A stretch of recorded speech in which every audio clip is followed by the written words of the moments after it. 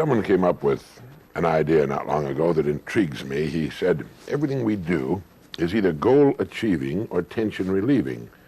Now that's something to think about, isn't it? Everything you do is either goal achieving or tension relieving. You know, if a man's not too happy with his progress in the world, he should give a lot of thought to this idea. He should take a good long look at everything he does during his day, and as he approaches each act, he should ask himself, is this goal achieving or tension relieving? Now, we all need to relieve our tensions, but if we're doing too many things that are tension relieving instead of goal achieving, they're going to hold us back.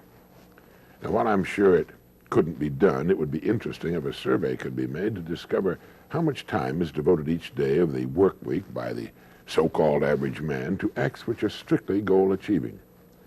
We might all be amazed to discover what a small amount of time is actually spent in earning our livings and preparing for our futures.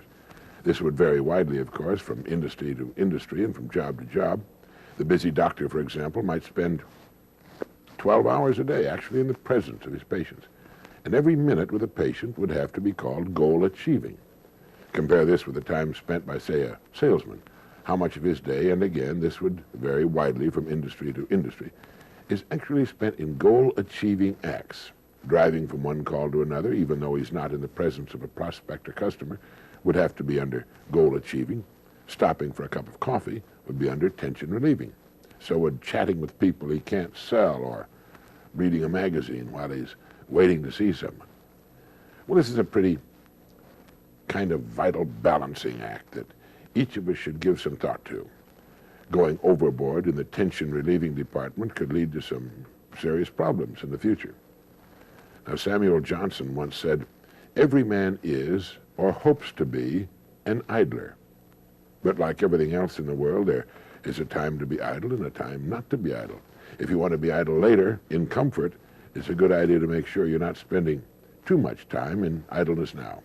At any rate, I think it can be said that the success of a person in any undertaking will hinge directly upon his making certain that the majority of his daily acts are goal achieving, and that he relegates to a secondary position those acts which must be classified as tension relieving. It might be worthwhile carrying a little piece of paper and making a note as we do things during the day. Is this tension relieving or goal achieving? Now, just a moment for this message.